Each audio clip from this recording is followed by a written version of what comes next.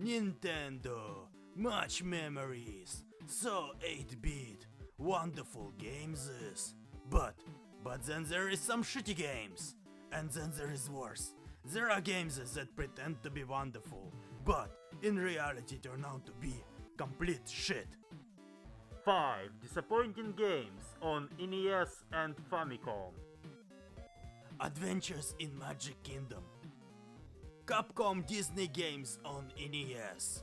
My favorite. Every Disney cartoon inspired game turned out awesome. Real jam. But then they made a game about Disneyland. Entire Disneyland. And it sucks! This game is more like 5 games in one. And each game is worse than the other.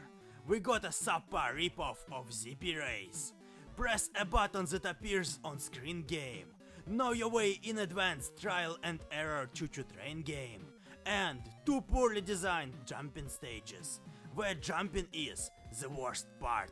And quizzes! We love us some quizzes! Adventures in Magic Kingdom disappoints every step of the way.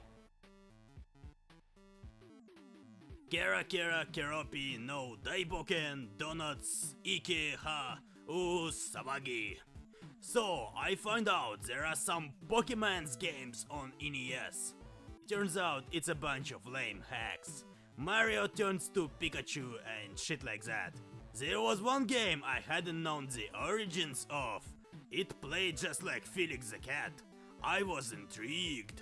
I couldn't sleep at night. I had to discover this game in its full glory. Turns out it's a game about a frog. And it's flawed. Flawed so much it sucks. Jumping feels funny. Stage design of poor quality. Random blocks placed in the air. Looks like someone's first game. But there is worse. Much worse. Each stage has a puzzle game. Open a tile. Find a matching tile. I don't know. They look all the same to me. This one. Oh shit, I guess I was wrong. But CPU knows everything. It has psychic powers. It solves puzzles in one turn. But there is a chance for a mistake. And it's the only chance you'll have. Lose your minigame, restart a stage. Stages provide no challenge. Too easy. Only 4 stages, but minigames won't let you win. Worst game design ever. What were they thinking and such? I blame Pokemons. Dry Mech Fight. How many fighting games does the NES have? Not many. There is Turtles and that's about it. But then a discovery occurs. There's one more fighting game. And it's decent. Actually, it looks fantastic. Many features ahead of its time. Single player campaign. Battery save file. Unique aesthetics. 32 characters. Boss fights. Move list accessible in game. Too beautiful to behold. But then I tried campaign and it sucks. First 2 chapters allow creative play. But then you're forced to repeat same moves, otherwise you won't win. Even if you do win fair, you have to repeat it 16 times. Some characters tend to spread themselves all over the screen. Because they're made of floating balls. This gives excuse for cheap moves. Game gets ugly and frustrating. Unless you spam same move and win. I'd rather play Turtles.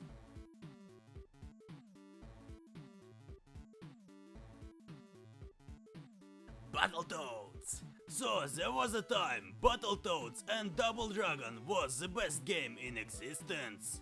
It is the best game on NES after all.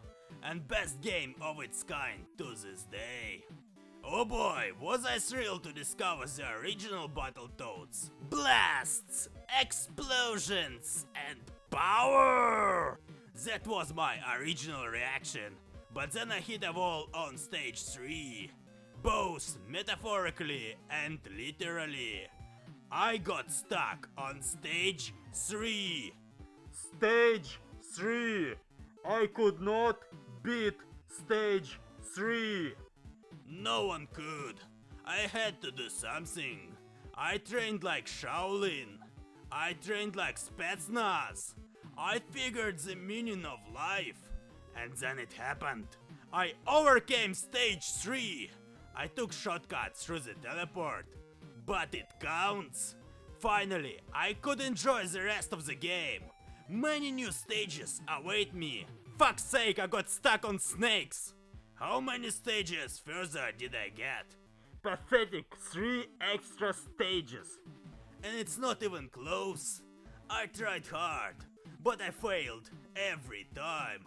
I could never complete Battletoads. It is the most creative game out there, but it got ruined by all these brick walls. You break one wall, but then you get fucked by another. Each stage plays completely new.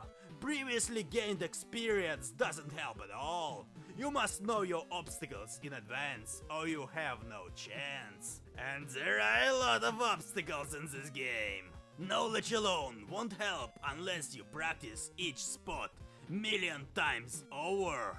I know some people like these games and seek them out, but it's NES. There weren't that many games back then, and no internet. Most players were kids. This game left a lot of kids disappointed.